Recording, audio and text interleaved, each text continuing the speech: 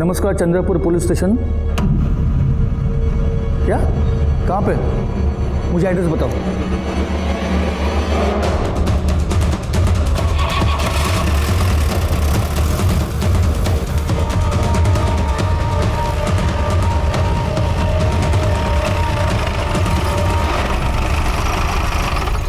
साहब, मेरा नाम ढूंढू है। हाँ। मैंने आप लोगों को फोन किया था। लाश कहाँ है? उधर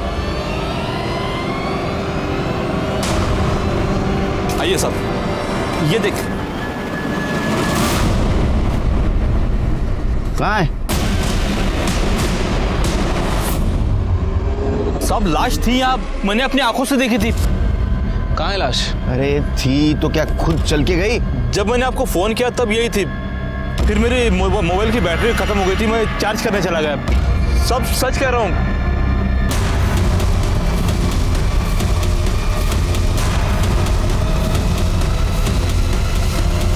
उस हिसाब से आदमी का जिंदा रहना मुश्किल है। मतलब लाश यहाँ थी, फिर गई कहाँ? सर, हो सकता है कि जिसने मर्डर किया हो उसी ने बॉडी को गायब किया हो। रोनू, ये जो जिसकी बॉडी थी, इसकी शक्ल वकल हुलिया वगैरह कुछ याद है? सब जैसे कपड़े पहने थे, गांव का नहीं शहर का लग रहा था। गांव में वैसे भी हम सब एक दूसरे को पहचानते हैं। 25-30 साल का हट्टा कट्टा लड़का था। तब भी शिरके, इसका फोन आने के बाद तुरंत हम यहाँ आ गए और बॉडी गायब हो। इसका मतलब बॉडी गायब करने वाला और बॉडी इधर ही किधर आसपास रहेगा। पूरा एरिया सील कर दो, छान मारो एरिया, अपने खबरियों को काम पे लगा दो। तो बॉडी मिलना बहुत जरूरी है शिरके।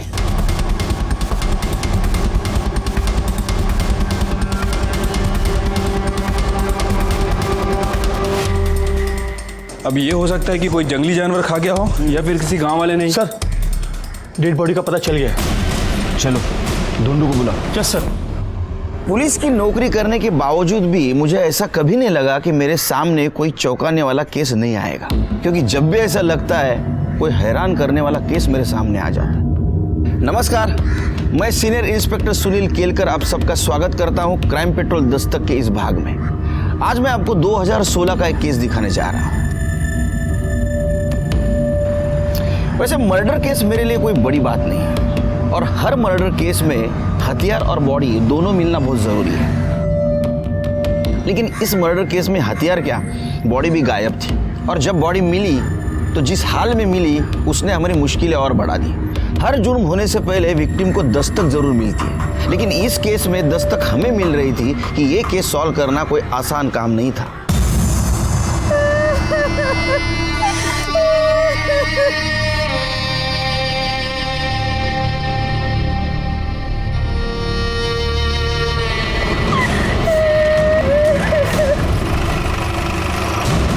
सब यही वो बॉडी है जिसके बारे में सुबह मैंने बताया था आपको।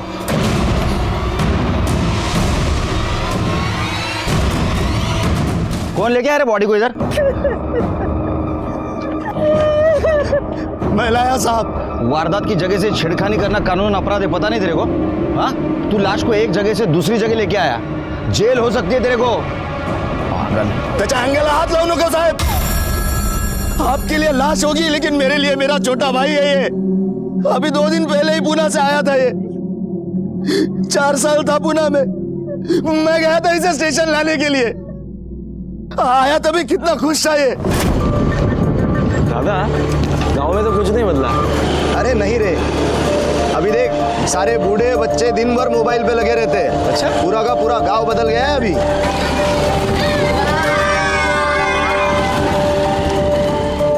पहचानता ना इसको?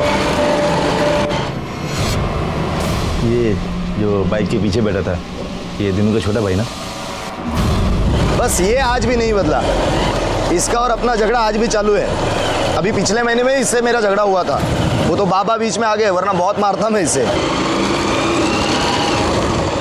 दादा, 1 मिनट, ये गंगे है ना? हाँ वही गंगे, पगली का भाई। जब से उस पगली ने कुएं में कूदकर जान दी है, बहुत अकेला हो गया बेचारा। छोड़ जाने दे, चल। दादा, मुझे मिलना है उससे। गंगा,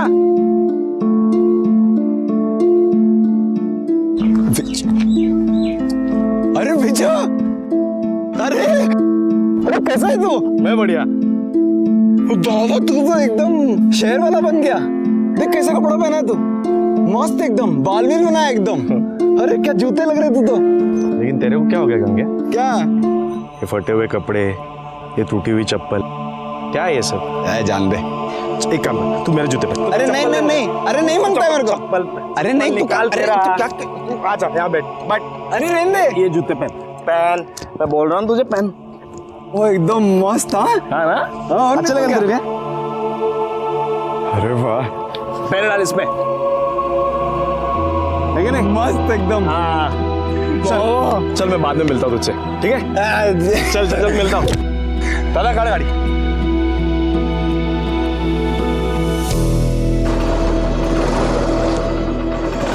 दादा अभी तो बताओ क्यों बुलाया मुझे? अरे तो आज तर चल, सब बताता हूँ क्यों बुलाया है। दादा घर तो बहुत बढ़िया बनाया आपने। हाँ सब अकेले ने बनाया है, दिन रात मेहनत करके घर बनाया है। सोचा था दोनों भाई मिलकर घर बनाएंगे, पर कोई नहीं, तू भी तो वहाँ काम ही तो कर रहा था। चल। अरे आई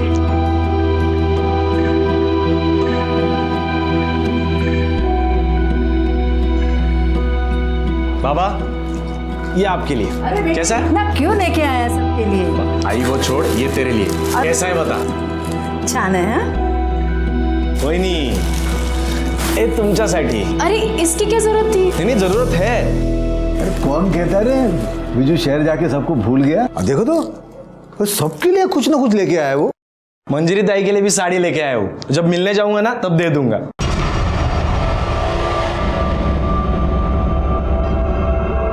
क्यों, क्या हुआ?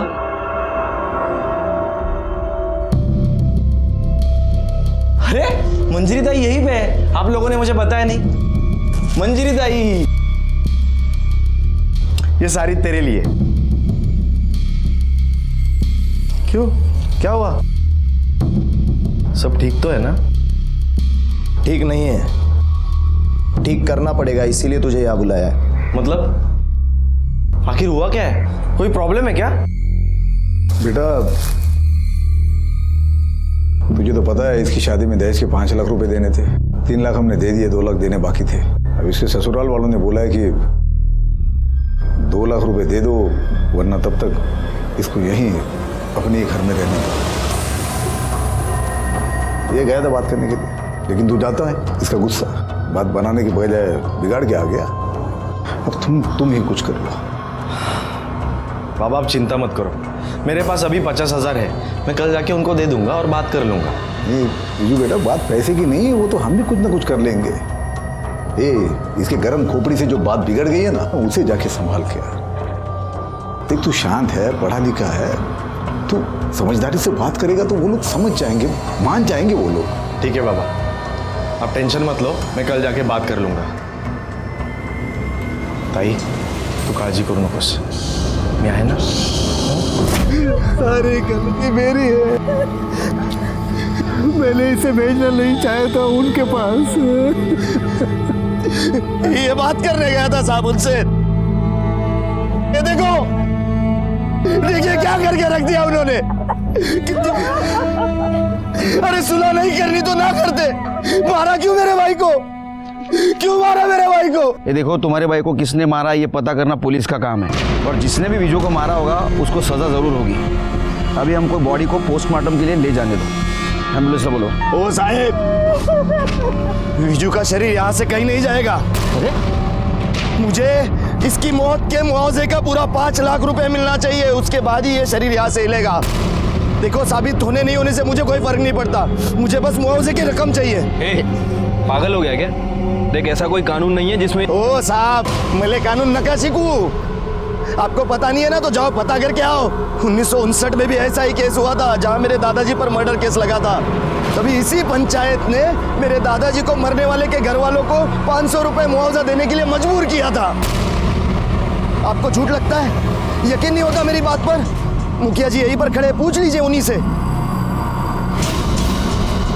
साहब इस मामले में मैं आपकी कोई मदद नहीं कर सकता। दीनू बराबर बोलून राहिला है, वो मुआवजा मिलने के बाद ही अंतिम संस्कार हो पाएगा।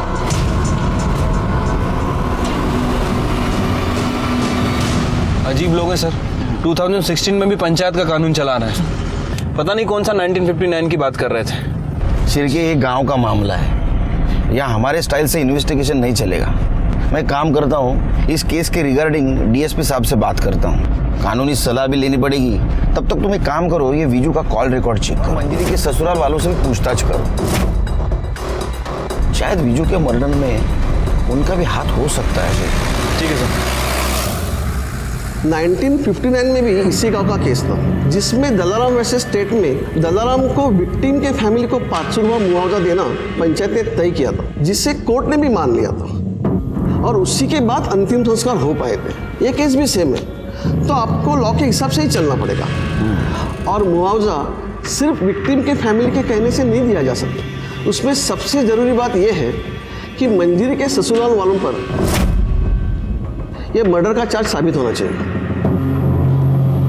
सर, जब मैं मंजरी के ससुराल पूछताछ करने गया तो वहाँ दहेज का नहीं बल्कि एक नया एंगल सामने आया। साहब, मंजरी के घर वाले झूठ बोल रहे हैं, बकवास कर रहे हैं। अरे भगवान का दिया सब कुछ है हमारे पास, तो सिर्फ 2 लाख के लिए समाज के सामने हम इज्जत गवाएंगे क्या? दहेज मांगेंगे? खोटे बोलता है इतने।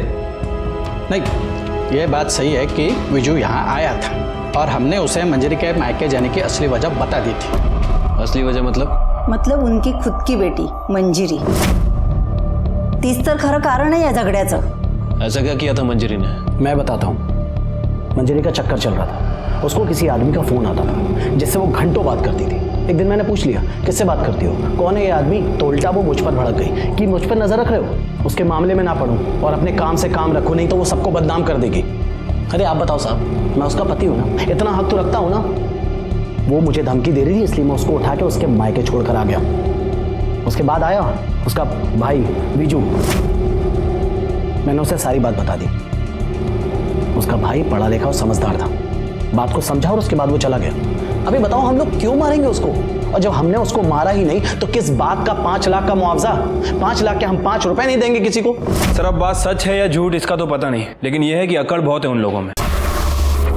मतलब उल्टा मंजरी के कैरेक्टर पे इन्होंने उंगली उठाई। एक काम करो शिरके, मंजरी के कॉल रिकॉर्ड चेक करो, उससे पता चल जाएगा ये झूठ बोल रहे हैं सच। वैसे सर, मुझे लग रहा है कि दीनू हमसे कुछ ना कुछ छुपा रहा है, हमें गुमराह करने की कोशिश कर रहा है। मतलब दीनू और दीनू की फैमिली के बारे में गांव वालों से हमें पूछताछ करनी पड़ेगी और ये भी पता लगाना पड़ेगा कि 1959 में जिस फैमिली के आदमी का मर्डर इसके दादाजी ने किया था, उनका स्टेटस क्या था। मतलब शिरके ये एंगल इग्नोर करके नहीं चलेगा हमें। विजू के कॉल रिकॉर्ड का क्या हुआ? सर, वो अभी तक तो नहीं आया है, मैं फॉलो अप कर रहा हूँ।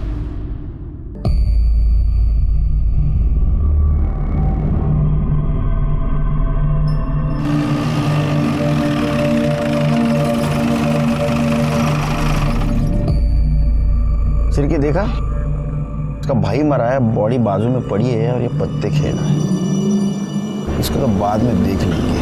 चलो मुखिया से बात करते हैं। देखिए साहब, बिना मुआवजा दिए तो अंतिम संस्कार नहीं होगा, क्योंकि 1959 में ये दीनू के दादा ने भी लालजी राव के मर्डर का मुआवजा दिया था, तभी अंतिम संस्कार हुआ था। ये लालजी राव की फैमिली गांव में रहती है अभी भी? हाँ है ना साहब, उसका पोता जगया इसी गांव में रहता है। अब इतने साल बीत गए साहब, मगर दोनों परिवार में आज भी नहीं बनती है। एक दूसरे को मारने के लिए तैयारी रहते हैं। और दूसरी तरफ वो मंजरी का ससुराल। अब देखिए साहब, पंचायत ने अपना फैसला उन तक पहुंचा दिया, मगर मानने को तैयार ही नहीं। ये मंजरी के बारे में क्या ख्याल है आपका? नहीं, उसके ससुराल वालों का कहना है कि वो किसी दूसरे आदमी की वजह से उसको मायके भेज दिया गया था। अरे नहीं साहब, मुझे नहीं लगता मंजरी का कुछ ऐसा वैसा चक्कर होगा। साहब अपने गांव की बेटी है, हमने बचपन से देखा है उसे। एक गांव छोटा है साहब, एक दूसरे की खबर रहती है। अगर ऐसा कुछ होता तो मुझे तो जरूर सुनाई देता। साहब मुझे तो लगता है कि ये सब वो दीनू और उसके परिवार की गलती है। गलती मतलब? अब देखिए ना साहब, एक आदमी शादी करते समय जात बिरादरी औकात देख के शादी करता है। अगर तुम जात बिरादरी औकात से बाहर निकलोगे और ऐसा दिखावा करोगे तो ये सब ऐसा ही होगा ना साहब। मैं समझा नहीं। मतलब साहब, मतलब मैंने सुना है ऐसा कि लड़के वालों ने अपने औकात के हिसाब से 5 लाख रुपए मांगे थे इनके पास, मगर ये आज तक दे नहीं पाए। इसलिए मंजूरी को उसने मैके लाके छोड़ दिया। अरे खोटा बोलो रहने दे, झूठ बोले वो लोग। मैंने मेरे बीजू को मारा, अब मेरी बेटी को बदनाम कर रहे हैं वो लोग।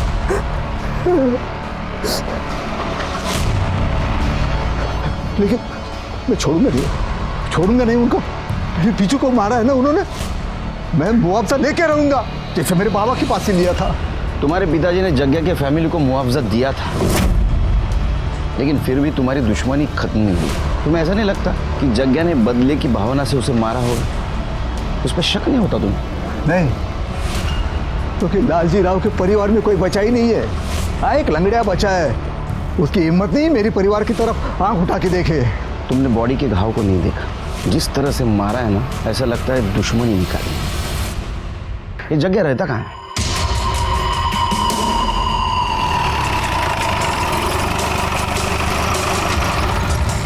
उठा इसको। चलो उठ रे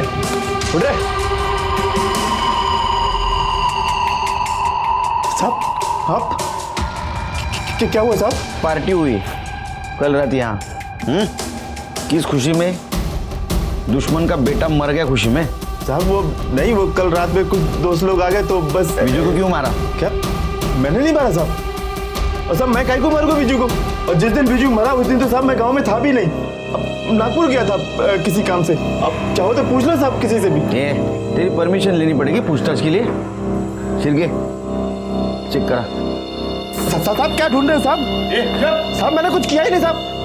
पाटिल, पवार। साहब बोल रहे हैं मैंने कुछ किया ही नहीं साहब। कुछ किया नहीं तो इतना क्यों फड़फड़ा रहा है? साधु खड़े रहे। साहब सच बोलता है, मैंने कुछ नहीं किया साहब।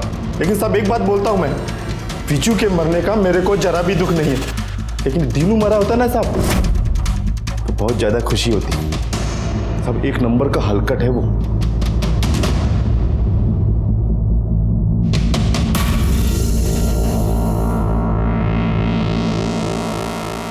सर कुछ नहीं मिला।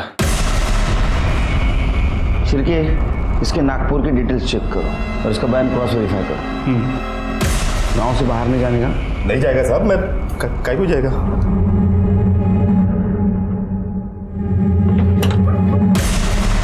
शिरके सर नजर रखो इस पे, क्योंकि विजू को मारने का सबसे स्ट्रांग मोटिव इसके पास है। इसके कॉल रिकॉर्ड और मोबाइल लोकेशन चेक करो। शिरके बॉडी की हालत खराब होने से पहले कुछ करना पड़ेगा हमको। लेकिन सर हम क्या कर सकते हैं? 24 घंटे कोई ना कोई आदमी बॉडी के पास रहता ही है। ऐसी हालत में पोस्टमार्टम भी नहीं करवा सकते। अपना एक्सपीरियंस तो यूज कर सकते हैं।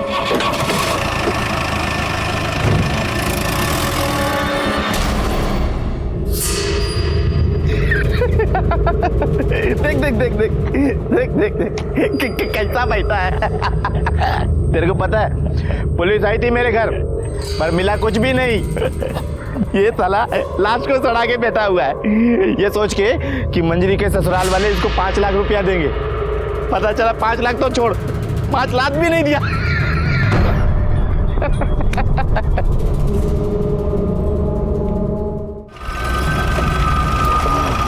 निकालो गाड़ी आगे, इधर लगा लो, आगे लो, आगे लो। चलो चलो चलो, गुड गुड, निकालो, चलो निकालो। उतरो।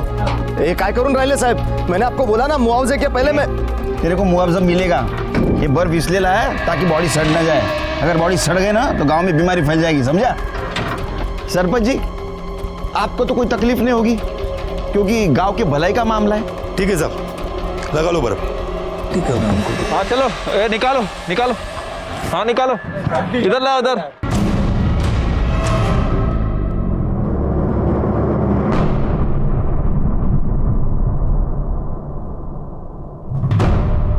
सर शिरके ये घाव देख के लगता है कोयते से मारा है, और जिस फोर्स से मारा है लगता है बदला लिया है। हो सकता है सर। वैसे इस तरह के हथियार लोग गांव में अक्सर यूज करते हैं, जो खेतों में काम भी आते हैं और जरूरत पड़ने पर हथियार भी बन सकते हैं। नहीं तो मुझे क्या लगता है शिरके, एक काम करना पड़ेगा। Sir sugar? अरे रहने दे यार, एनर्जी आती है। हाँ, तुम क्या बोल रहे थे? सर ये वीजू के कॉल रिकॉर्ड है। इनके हिसाब से गांव आने के एक दिन पहले दीनू ने वीजू को नहीं बल्कि वीजू ने दीनू को कॉल करके बुलाया था। वो हमसे झूठ बोल रहा था सर। झूठ बोलने की कुछ वजह हो सकती है, इसमें दिख रही है वजह? हाँ सर, ये देखिए, ये एक नंबर है जो गांव आने के बाद वीजू अक्सर बात करता था और फोन लोकेशन के हिसाब से वीजू की लोकेशन मंजरी के ससुराल की दिखा रही थी और ससुराल से वापस आने के बाद उसने इसी नंबर पे बात की थी। इस नंबर के बारे में इंक्वायरी निकाली तो पता चला कि पूना का नंबर है और किसी ज्योति के नाम रजिस्टर्ड है। एक और बात सर, ससुराल से वापस आते वक्त उसका फोन रात 8 बजे से सुबह के 5 बजे तक इसी लोकेशन पर था और इसी लोकेशन पे उसका फोन स्विच ऑफ भी हुआ। बैटरी भी तो डाउन हो सकती है। शिरके, दीनू के मुताबिक दोनों भाइयों में बहुत प्यार था। वीजू पुणे में रहने के बावजूद भी फैमिली से बहुत अटैच था, लेकिन कॉल रिकॉर्ड में ऐसा कहीं भी नहीं दिख रहा है, क्योंकि बहुत कम बार उसने अपने फैमिली वालों से या दीनू से बात की। लेकिन पुणे के इस नंबर से उसने रोज बात की। पुणे जाने की तैयारी करो शिरके, ये कॉल रिकॉर्ड का चक्कर पुणे में सॉल्व होगा।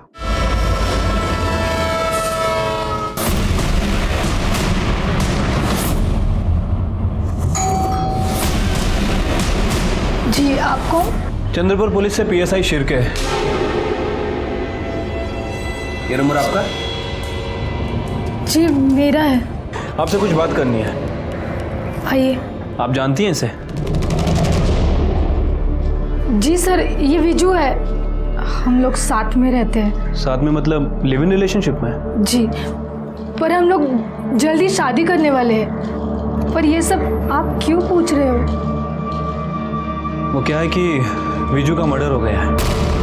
क्या?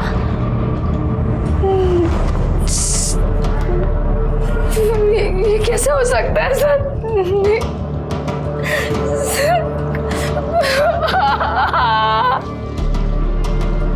देखिए, संभालिए अपने आप को। मैं जानता हूँ कि ये सही समय नहीं है आपसे बात करने का, फिर भी विजू के कातिल तक पहुँचने के लिए हमें आपकी मदद चाहिए।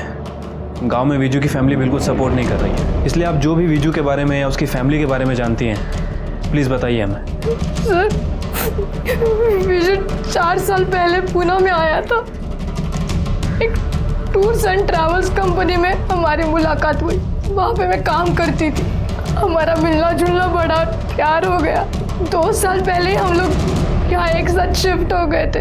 हम शादी करने वाले थे सर, पर हम दोनों चाहते थे कि शादी से पहले हमारा खुद का घर हो।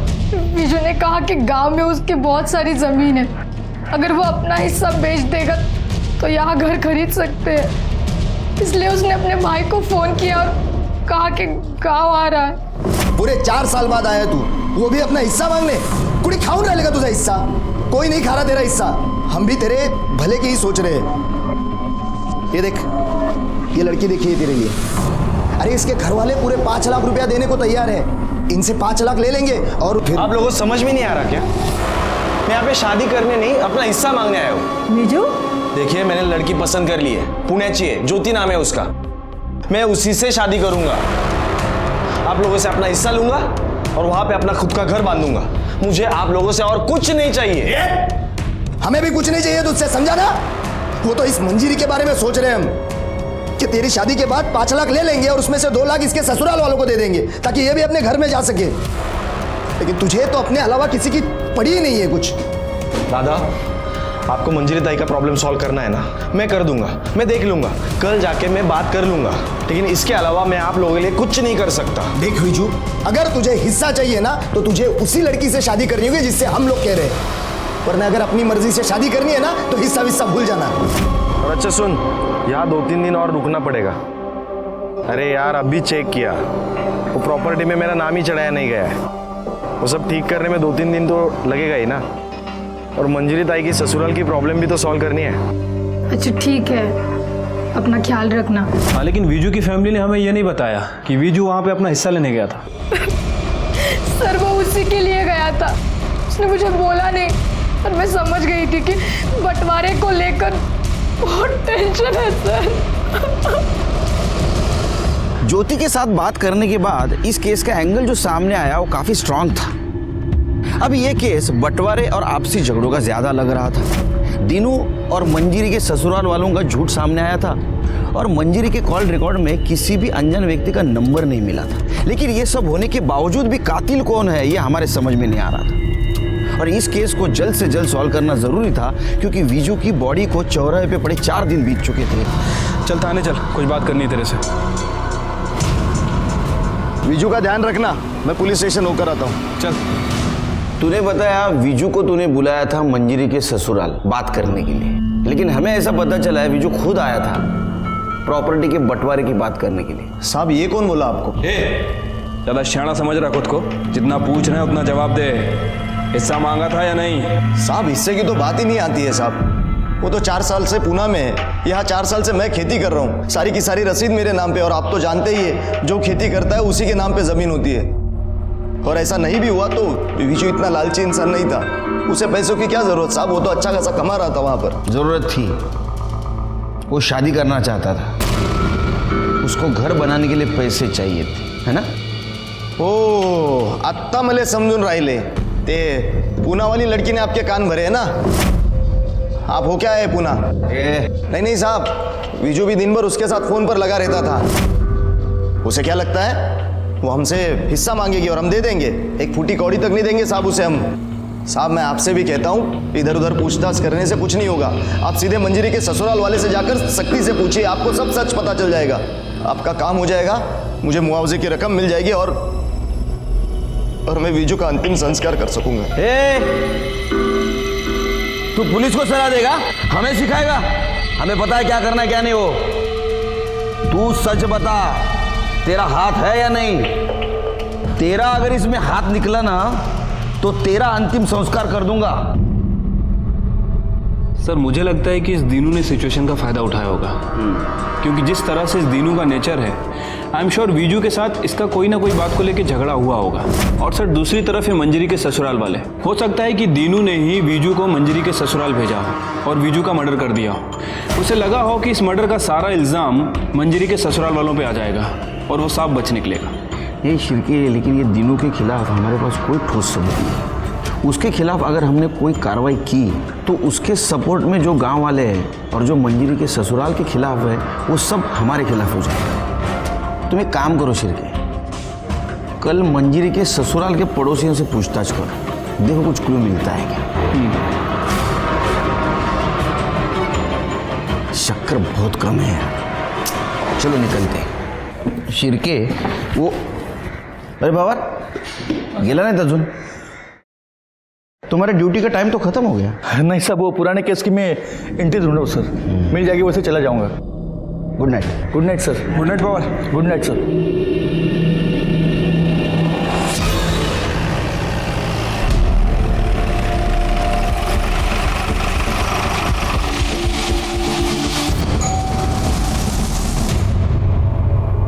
एक मिनट बाहर आएंगे, आपसे कुछ बात करनी है। जी। आपके पड़ोसियों के बारे में कुछ पूछताछ करनी है। ये जो मंजरी और सुशील हैं, इन दोनों के बीच कुछ अनबन चल रही थी क्या? सर सुशील की शादी के बाद से ही परेशानी चल रही थी। वैसे बहुत बदतमीज लोग हैं सर, पैसे का बहुत घमंड है उनको, इंसान को इंसान नहीं कहते सर।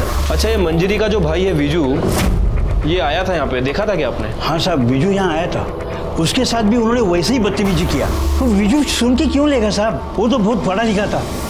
उसने पलट कर जवाब दिया। भाऊजी मी काय म्हणतो ऐकून, आज के बाद कदम मत रखना इधर। मैं तमीज से बात कर रहा हूँ, आप भी तमीज से बात कीजिए। तू चल ना, अभी तमीज अपने पास रख। चल निकल, मेरी बात तो सुनिए प्लीज। निकल जा यहाँ से वरना जान से मार दूंगा। चल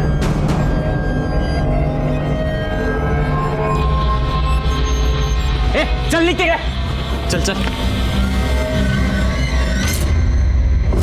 अरे सर, मैंने आपको बताया तो था, उस रात बिजू बात करने आया था। नहीं, लेकिन तूने ये नहीं बताया कि उसके बाद का जवाब तूने उसको जान से मारने की धमकी से दिया था। क्या झगड़ा था उसके साथ, सच बता, वरना घमंड तोड़ना अच्छी तरह से आता है हमें। शिरकी सर उस रात बिजू आया था और मैंने उसको बताया कि बिजू, मुझे पूरा यकीन है कि तुम्हारी बहन का चक्कर चल रहा है। मैं तुम्हें कॉल रिकॉर्ड्स भी दिखा सकता था, लेकिन वो इतनी शानी है ना कि साथ के साथ वो डिलीट कर देती है। मैं गलत हो सकता हूं, लेकिन पूरा घर गलत नहीं होगा। देखिए, आप कुछ अलग कह रहे हो, मेरी फैमिली कुछ अलग कह रही है। वो लोग कह रहे हैं कि दहेज के बचे 2 लाख के लिए आप मंजरी को परेशान कर रहे थे। घर वालों की कहानी इतनी सुननी है ना तो एक बार पहले अपने बहन से पूछ लेता। न जाने कहाँ कहाँ मुंह मार के आती है। 2 लाख क्या 2 करोड़ भी दोगे ना तो उस जैसी को हम अपने घर में नहीं रखेंगे, समझ ला। अभी यहाँ से निकल और दोबारा मत दिखना। देखिए, आपको जो कहना है मुझे कहिए, मेरे बहन के बारे में प्लीज तमीज से बात कीजिए। ए, तुझसे बात कौन करना चाहता है? दादा बात सुनो। ये वाला, चल। भाऊजी निकल। भाऊजी निकल तू। चल, भाऊजी मी काय म्हणतो ऐकून आज के बाद खराब मत रखना सर। निकल जाए यहाँ से वरना जान से मार दूंगा। चल। उसके बाद वो वहां से चला गया सर। हम सच बोल रहे हैं। और हमने उसको नहीं मारा सर। हमें उसको मार के क्या फायदा? सर मुझे तो लगता है कि ये सब वो दिनों ने किया है। बहुत मक्कार इंसान है सर, किसी का सगा नहीं है वो। मंजीरी के ससुराल वालों के पड़ोसियों ने हमें जो इन्फॉर्मेशन दी उसके मुताबिक हमने मंजीरी के पति और देवर को इंट्रोगेट किया, लेकिन हमें उन्हें छोड़ना पड़ा क्योंकि उनके खिलाफ हमारे पास कोई सबूत नहीं था और हमारा केस फिर से वहीं आके रुक गया। और इधर विजू की बॉडी की हालत दिन ब दिन खराब होती जा रही थी। जैसे ये बात मीडिया को पता चली, ये केस लाइमलाइट में आ गया और हमारी मुश्किलें कम होने के बजाय बढ़ गई। मैं चंद्रपुर से रिपोर्टर नीतू, कैमरामैन अखिल के साथ धन्यवाद। अरे तूच समजून घेत नाहीस मला तर बाकीचे काय समजून घेणार? अरे तू देख रही है ना कितना टेंशन है। हाँ, न्यूज़ देख रही है ना, मीडिया वाले कितने पीछे लगे हमारे। अरे हाँ बाबा, पहुंच रहा हूँ आधे घंटे में घर।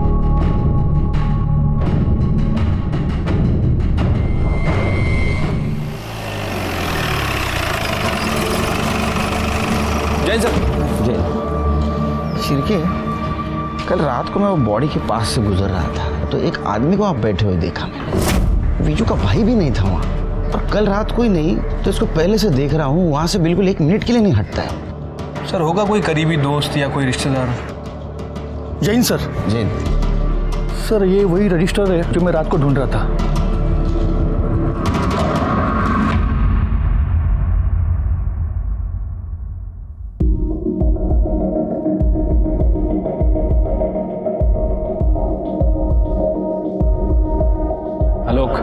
पवार, इन दोनों केस का आपस में क्या संबंध है? सर, जो आदमी 6 दिन से बिजू की डेड बॉडी के पास बैठा है, उसकी बहन मुक्ता की FIR कॉपी है। और सर, मुक्ता ने 4 साल पहले कुएं में कूदकर खुदकुशी की थी।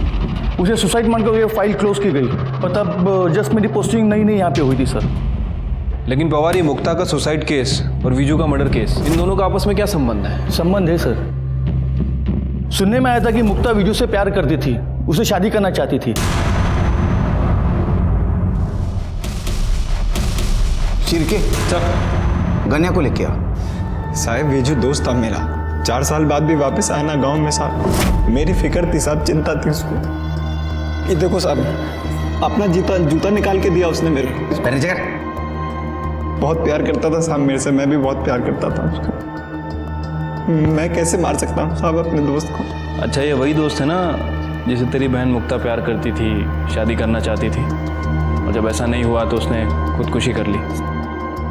साहब, मुक्ता के बारे में पूरा गांव जानता था साहब कि वो एडी है, किसी से भी प्यार होता था साहब उसको। तो एक बार बोली बकरे से प्यार है मेरे को, बकरे से शादी करनी। मैं कह तू, आप सोचो साहब, ऐसे बहन को मैं कैसे अपने दोस्त के गले बांधता साहब। एकदम दिमाग से कमजोर थी साहब, शादी के बारे में मैं सोच ही नहीं सकता साहब। पागलपने में कुएं में कूद गई। सच बोल रही है? सच बोल रहा हूँ साहब, मैं दोस्त था साहब मेरा, मैं तो मार ही नहीं सकता उसको।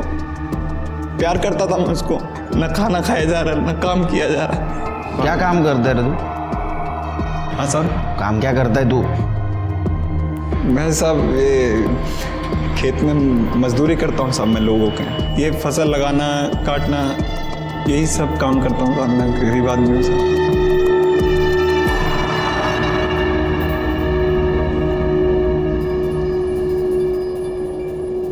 शिरके, विजू को मार के मंजरी के ससुराल वालों को कोई फायदा नहीं था। हाँ, दिनों को जरूर फायदा होता। हो सकता है उसने विजू को मारा हो और इनोसेंट बनने का नाटक कर रहा हो। लेकिन सर, जिस तरह के घाव हमने विजू की बॉडी पर देखे हैं, उन्हें देखकर तो ऐसा ही लगता है कि उसे बदले की भावना से मारा गया है। और सर, बदला लेने का मोटिव सिर्फ एक आदमी के पास है, और वो है जग्या। हो सकता है कि अपने दादा की मौत का बदला लिया। शिरके, ये जग्या से तुम्हारे स्टाइल से पूछताछ करो। और एक काम करो, दीनू का घर और मंजरी का ससुराल अच्छी तरह से छानबीन करो। वो मर्डर वेपन मिलना बहुत ज़रूरी है हमारे लिए। ठीक है सर। अगर वो नहीं मिला तो फाइल बंद, और हमारे रेपुटेशन के लिए अच्छा नहीं होगा। पवार, पूरे घर की तलाशी लेना, एक एक खोना, छोड़ना नहीं कुछ भी। अरे आप लोग कहाँ जा रहे हैं? तलाशी लेनी आपके घर की। आप ऐसा कैसे कर सकते हैं? पवार, पाटिल मैडम,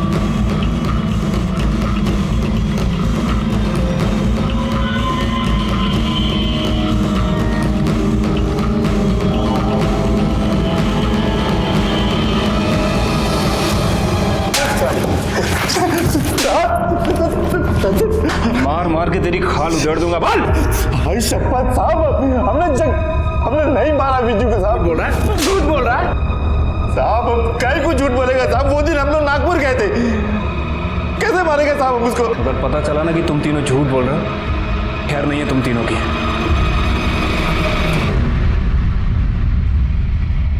देखिए, हमें हमारा काम करने दीजिए, आप बैठिए यहाँ पे। अरे साहब क्या कर रहे हैं? कुछ नहीं मिलेगा साहब, सुनो मेरी बात। अरे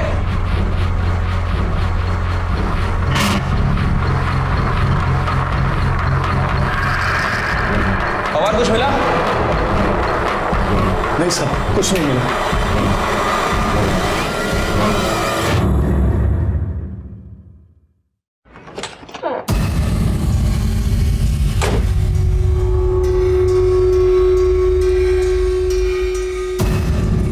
पवार। हाँ साहब। हटाओ ये सब, डिग्गी में चेक करो।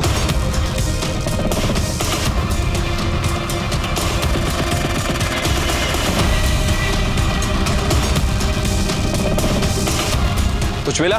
नहीं साहब, गाड़ी में कुछ नहीं मिला।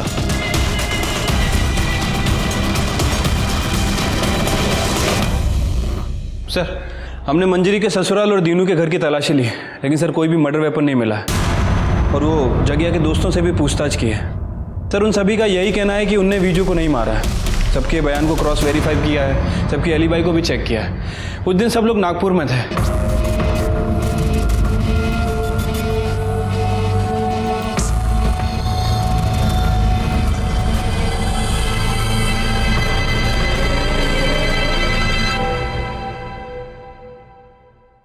शिरके, इसके घर की तलाशी लो। गंगा का कहना था कि वो विजू का बहुत अच्छा दोस्त है। अगर अच्छा दोस्त है तो पिछले 4 सालों में उन्होंने बात क्यों नहीं की? और अभी 6 दिन से वो बॉडी के पास क्यों बैठा है? चलो पता कर दे इनकी दोस्ती किस टाइप की है।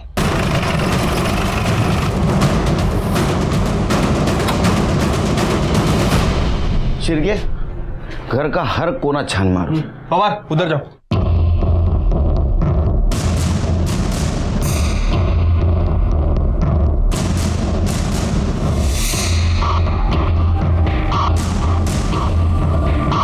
सर, कहीं कुछ नहीं मिला।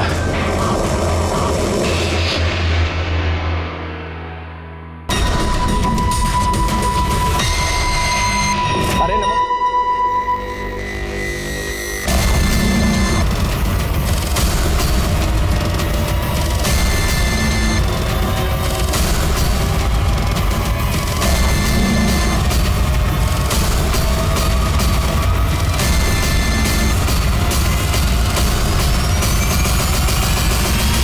हेलो, खोदो।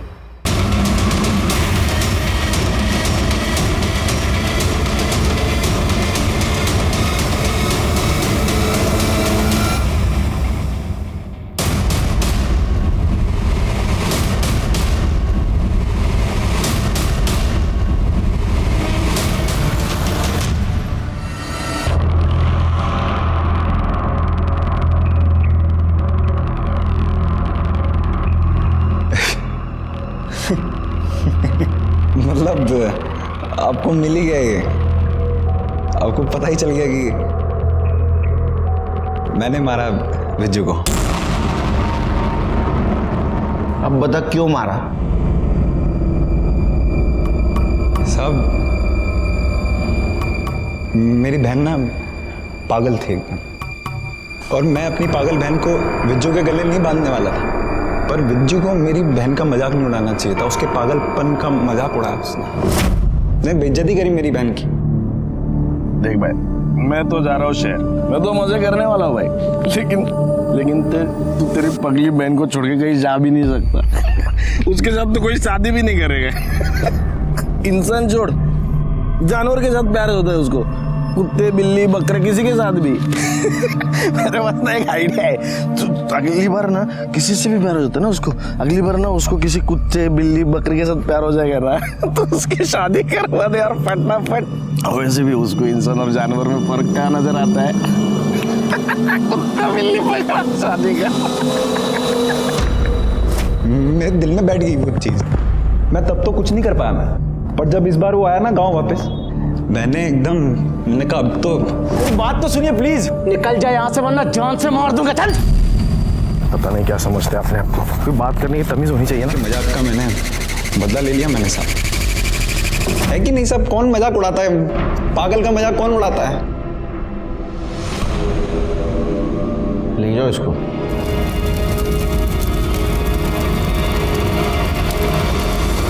एक चींटी हाथी को भी नचा सकती है, कहावत तो सुनी होगी आपने।